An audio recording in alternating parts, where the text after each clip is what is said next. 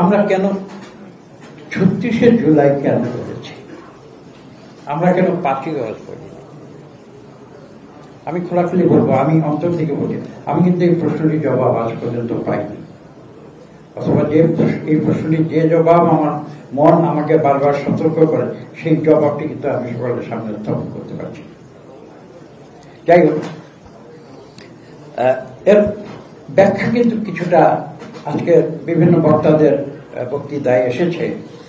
এটি কিন্তু শুধু ৩৬শে জুলাই ছিল না, এটা ছিল দীর্ঘ ১৬-১৭ বছরের বাংলাদেশের লক্ষ লক্ষ মানুষের যে আত্মত্যাগ, তারই ফলশ্রুতিতে কিন্তু ৫ই আগস্ট এসেছিল। দীর্ঘ ১৬ বছর বাংলাদেশের মানুষের যে বঞ্চনা, বাংলাদেশের মানুষের যে অধিকার যেটা লঙ্ঘিত হয়েছিল, গুম হয়েছিল, খুন হয়েছিল, জুলুম হয়েছিল, মিথ্যা মামলা, হামলা হয়েছিল, বিএনপির কর্মীরা ঘরে থাকতে পারেনি, গ্রামে গঞ্জে তারা ধান খেতে গিয়ে তাতে ঢুকেছে, এমন পরিস্থিতি গিয়েছে।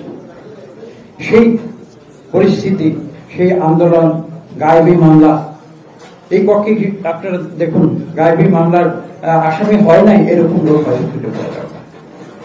এই পরিস্থিতিতে একটি বিস্ফোরণীয় রাজনৈতিক পরিস্থিতি সৃষ্টি হয়েছিল, এবং সেই পরিস্থিতিতে আমি বলবো একটা পর্যায়ে যখন আসে জুলাই ২০২৪, তখন বৈষম্য বিরোধী ছাত্র আন্দোলনের সূচনা হয়, যেটা ৫ বছর আগে একবার হয়েছিল। সরকার সেটাকে স্থগিত করে দিয়েছিল অত্যাচার নির্যাতনের মাধ্যমে, সেটা নতুন করে মাথাচাড়া দিয়ে ওঠে। এবং সেই সময় আমি এভাবে বলবো, সেই বিস্ফোরণমূলক পরিস্থিতিতে সেই ছাত্র জনতার বৈষম্য বিরোধী আন্দোলন দেশলাই যেমন ঘষা দিয়ে যেমন আগুনের ফুলকি জ্বালিয়ে দেয়, ঠিক তেমনি সেই বিস্ফোরণমূলক পরিস্থিতিতে আগুনের ফুলকি জ্বালিয়ে দিয়েছিল ছাত্র জনতা বৈষম্য বিরোধী আন্দোলনের মাধ্যমে, এবং তার ফলশ্রুতিতে একটি বিস্ফোরণ হয়েছিল। সেই বিস্ফোরণটি ছিল ৫ই আগস্ট, যার ফলশ্রুতিতে স্বৈরাচারী আওয়ামী সরকার কাপুরুষের মতো দেশ ছেড়ে পালিয়ে যেতে বাধ্য হয়েছিল। এটাই হচ্ছে রক্তাক্ত ৩৬শে জুলাই সত্যিকার ইতিহাস। আমাদের ভারপ্রাপ্ত চেয়ারম্যান, যিনি এই আন্দোলনটি পুরোপুরি তিনি আমাদের নেতৃত্ব দিয়েছিলেন সুদূর প্রায় ১০,০০০ কিলোমিটার দূর থেকে, এবং যাকে অনুসরণ করে এবং যার দিক নির্দেশনায় আমি বলবো আমরা এই আন্দোলনে সম্পৃক্ত হয়েছি, এবং আমি এক অর্থে বলবো যে আমরা সফল হয়েছি। হ্যাঁ, এটা ঠিক ৫ই আগস্টের ছাত্ররা অগ্রভাগী ছিল। আমি একটা উদাহরণ দিই, খুব সাধারণ একটা উদাহরণ, যে ফুটবল কিন্তু ১১ জন প্লেয়ার খেলে, কিন্তু গোল হয়তো একজনই করে। তার অর্থ এটা নয় যে বাকি ১০ জন সেই খেলাটি খেলেনি, এটা কিন্তু ঠিক।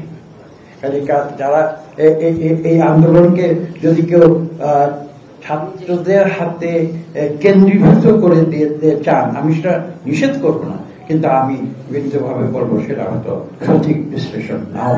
সংস্কৃতি, শিক্ষা, সংস্কৃতি, সমাজ ব্যক্তি রেখে কোন দেশে রাজনীতি হতে পারে না।